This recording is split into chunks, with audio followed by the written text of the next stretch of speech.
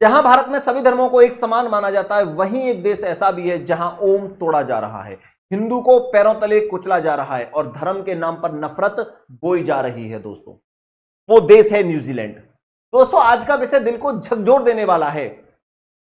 भारत जैसे देश में हम वसुदेव कुटुंबकम को मानते हैं, जहां हर धर्म हर संप्रदाय को बराबरी का सम्मान मिलता है। लेकिन इसी दुनिया में एक देश है न्यूजीलैंड, जिसे हम अब तक एक शांतप्रिय, खूबसूरत और विकसित राष्ट्र मानते आए हैं। लेकिन आज वही देश धीरे धीरे एक पक्ष सोच की तरफ बढ़ रहा है। आप देख सकते हैं हर एक न्यूज़पेपर में, इंडिया टुडे की न्यूज में आप देख सकते हैं, New Zealand radicals leader destroy Hindu Buddhist flags performs का। आपने हाल ही में एक फोटो देखी होगी जिसमें ओम लिखा हुआ एक बोर्ड 2 टुकड़ों में तोड़ा जा रहा है, उस पर हिंदू लिखा है। एक आदमी उस बोर्ड को डंडे से 2 हिस्सों में तोड़ रहा है। ये न्यूजीलैंड में हो रहा है। यह केवल एक प्रतीक नहीं बल्कि उस सोच का परिचायक है जो हिंदू धर्म को मिटाने की कोशिश कर रहा है। और यह सिर्फ हिंदू धर्म नहीं, सिख, मुस्लिम, बौद्ध समुदाय, सभी समुदाय, सब पर निशाना साधा जा रहा है। क्योंकि एक व्यक्ति ब्रायन टमाकी चाहता है कि न्यूजीलैंड केवल एक धर्म क्रिश्चियनिटी का देश बने। अब सवाल उठता है, ऐसा हो कैसे गया?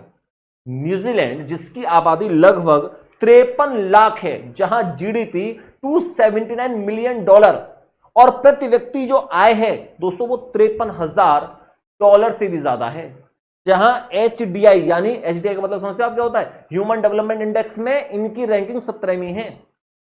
एक ऐसा देश जहां 67% यूरोपीय मूल के लोग हैं, 19% माओरी, 15% एशियन, जिसमें बड़ी संख्या भारतीयों की है।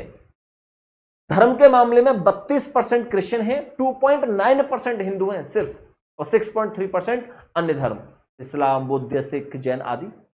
हिंदू कितने? 2.9%। और 51% लोग किसी भी धर्म को नहीं मानते। लेकिन इसके बावजूद जब हिंदू धर्म के प्रतीकों को तोड़ा जाता है, सड़कों पर ओपनली विरोध प्रदर्शन होते हैं और एक चर्च के नेतृत्व में क्रूसेड यानी ईसाई धर्म का झंडा लहराया जाता है, तो यह केवल एक धर्म नहीं, एक संस्कृति पर हमला है।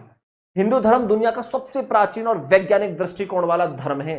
यहां धर्म नहीं, एक जीवन पद्धति है जिसमें हम ब्रह्मांड को ही ईश्वर मानते हैं, जिसमें गाय से लेकर नदी तक को मां कहा जाता है, जिसमें अहिंसा परमो धर्म को जीवन का मूल मंत्र माना गया है। लेकिन सोचिए, ऐसा धर्म जो किसी पर थोपता नहीं, जो सर्वधर्म संभाव में यकीन करता है, उसी धर्म को आज क्रूसेड के नाम पर कुचला जा रहा है। ब्रायन टमाकी और डेस्टिनी चर्च की साजिश। जून के अंतिम सप्ताह में 2025 जो अभी निकली है आपकी, उसमें ऑकलैंड में डेस्टिनी चर्च के हेड, डेस्टिनी एक चर्च है वहां के हेड ब्रायन टमाकी ने, उन्होंने एक प्रोटेस्ट का आयोजन किया था। वहां उन्होंने हिंदू प्रतीकों को तोड़ा, अन्य धर्मों के झंडे जलाए, एलजीबीटीक्यू समुदाय के खिलाफ नारेबाजी की, ये एक समुदाय है, और खुले तौर पर घोषणा की कि न्यूजीलैंड को सिर्फ क्रिश्चियन देश बनाया जाएगा।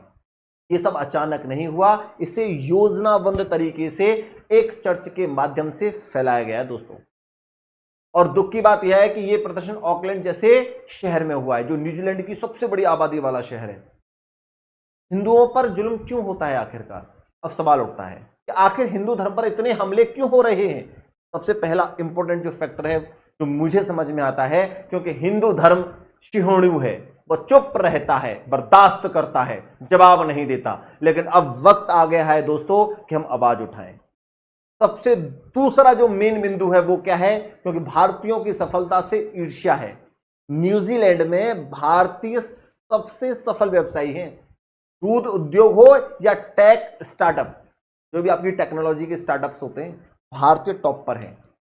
ये बात कुछ कट्टर संगठनों को बर्दाश्त नहीं होगी। और तीसरा सबसे मेन बिंदु है, क्योंकि धर्मांतरण एक इंडस्ट्री बन चुकी है। कई ईसाई संस्थाएं विदेशों में हिंदू, बौद्ध, सिख धर्म को निशाना बनाकर प्रचार कर रही हैं। वो नहीं चाहते कि इन धर्मों की पहचान बचे। और चौथा मेन बिंदु है, क्योंकि हिंदू धर्म की पहचान वैश्विक होती जा रही है। योग, आयुर्वेद, सनातन के सिद्धांत पूरी दुनिया को आकर्षित कर रहे हैं। यही कारण है कि विरोध बढ़ रहा है, धर्म के नाम पर देश का पतन हो रहा है। न्यूजीलैंड जो कभी अपनी इकोनॉमी, पर्यावरण और शिक्षा नीति के लिए जाना जाता था, अब धार्मिक विभाजन के जाल में फंसता दिख रहा है। अगर यह ट्रेंड जारी रहा तो देश की आर्थिक और सामाजिक स्थिरता पर गंभीर खतरा मंडरा सकता है। इतिहास याद रखिए, 18वीं शताब्दी में जब ब्रिटिशर न्यूजीलैंड पहुंचे तब भारतीय भी उनके साथ गए। आज पंजाब, गुजरात, हरियाणा से आए लाखों भारतीय वहां रह रहे हैं, शांतिपूर्ण, मेहनतकश और योगदान करता। क्या अब उनके साथ ऐसा व्यवहार न्याय संगत है? अब क्या करें? हमें आवाज उठानी होगी, सोशल मीडिया पर, संगठनों में, दूतावासों के माध्यम से, अंतर्राष्ट्रीय मंचों पर इसे उठाना होगा, यूएन, ह्यूमन राइट्स काउंसिल आदि में। भारत सरकार को भी अपने नागरिकों के सम्मान की सुरक्षा के लिए न्यूजीलैंड से बात करनी चाहिए। और सबसे जरूरी, हिंदू समाज को अब चुप नहीं बैठना चाहिए, हमें एकजुट होकर अपनी संस्कृति की रक्षा करनी होगी। ध्यान रखिए दोस्तों, एक पेड़ को तब तक नहीं काटा जा सकता जब तक उसकी जड़ें मजबूत हों। हिंदू धर्म हमारी जड़ है, अगर जड़ को बचाना है तो अब समय आ गया है आवाज उठाने का, एकजुट होने का और पूरे आत्मविश्वास के साथ कहने का कि हम सनातनी हैं, हम झुकेंगे नहीं। जय हिंद, जय भारत दोस्तों, धन्यवाद।